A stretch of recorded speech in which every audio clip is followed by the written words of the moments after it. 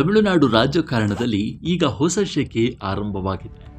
ಬೆಳ್ಳಿ ಪರದೆಯ ಮೇಲೆ ಬೌನ್ಸರ್ಗಳನ್ನು ಹೊಡೆದುರುಳಿಸುತ್ತಿದ್ದ ದಳಪತಿ ವಿಜಯ್ ಈಗ ರಾಜಕೀಯ ಅಖಾಡದಲ್ಲಿ ವಿರೋಧಿಗಳ ಕೋಟೆಯನ್ನು ಧೂಳಿಪಟ ಮಾಡಿ ಮುಖ್ಯಮಂತ್ರಿಯಾಗಿ ಅಧಿಕಾರ ಸ್ವೀಕರಿಸಿದ್ದಾರೆ.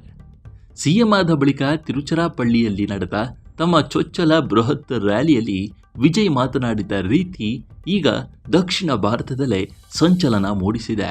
ಇದು ಬರೀ ಭಾಷಣವಾಗಿರಲಿಲ್ಲ, ಬದಲಿಗೆ ಎದುರಾಳಿಗಳಿಗೆ ನೀಡಿದ ಖಡಕ್ ವಾರ್ನಿಂಗ್ ಆಗಿತ್ತು.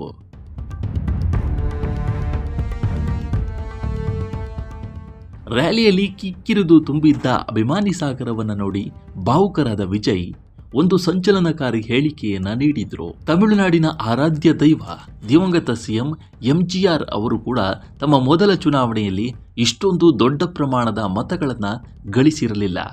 ಅಂತಹ ಅಭೂತಪೂರ್ವ ಬೆಂಬಲವನ್ನು ನೀವು ನನಗೆ ಮತ್ತು ನಮ್ಮ ತಮಿಳಗ ವೆಟ್ರಿ ಕಳಗಂ ಪಕ್ಷಕ್ಕೆ ನೀಡಿದ್ದೀರಿ ಎಂದು ಗುಡುಗಿದ್ದಾರೆ. ಆದರೆ ತಕ್ಷಣವೇ ನಾನು ನನ್ನನ್ನು ಎಂಜಿಆರ್ ಅವರಿಗೆ ಹೋಲಿಸಿಕೊಳ್ಳುತ್ತಿಲ್ಲ.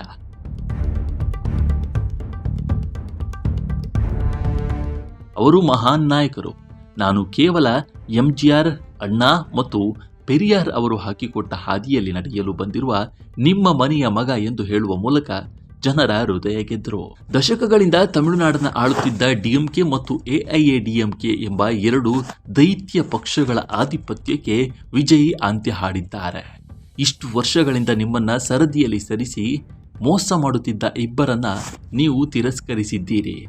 6 ತಿಂಗಳು ಮೌನವಾಗಿರುತ್ತಾನೆ ಎಂದು ನನ್ನ ಬಗ್ಗೆ ಹೇಳುತ್ತಿದ್ದವರಿಗೆ 6 ದಿನಗಳು ಕೂಡ ಮೌನವಾಗಿರಲು ಸಾಧ್ಯವಾಗಲಿಲ್ಲ. ನೀವು ನನ್ನನ್ನು ಕೇವಲ ಮುಖ್ಯಮಂತ್ರಿಯನ್ನಾಗಿ ಮಾಡಿಲ್ಲ, ಬದಲಿಗೆ ನಿಮ್ಮ ಮೊದಲ ಸೇವಕನನ್ನಾಗಿ ಆರಿಸಿದ್ದೀರಿ ಎಂದು ವಿಜಯ್ ಭಾವನಾತ್ಮಕವಾಗಿ ಮಾತಾಡಿದ್ದಾರೆ.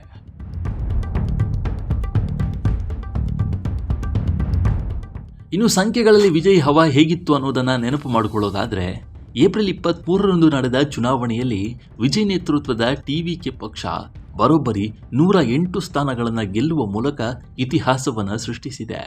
ಸ್ವತಃ ವಿಜಯ್ ಅವರು 2 ಕ್ಷೇತ್ರಗಳಿಂದ ಸ್ಪರ್ಧಿಸಿ 2ರಲ್ಲೂ ಭರ್ಜರಿ ಜಯ ದಾಖಲಿಸಿದ್ದಾರೆ. ಚೆನ್ನೈ ಪೆರಂಬೂರು, ಇಲ್ಲಿ ವಿಜಯ್ 1,19,454 ಮತಗಳನ್ನು ಪಡೆದು 53,532 ಮತಗಳ ಬೃಹತ್ ಅಂತರದಿಂದ ಗೆದ್ದಿದ್ದಾರೆ. ತಿರುಚರಾಪಳ್ಳಿ ಪೂರ್ವ, ಇಲ್ಲಿ 91,381 ಮತಗಳನ್ನು ಪಡೆದು 27,416 ಮತಗಳ ಅಂತರದಿಂದ ಜಯಬೇರಿಯನ್ನು ಬಾರಿಸಿದ್ದಾರೆ.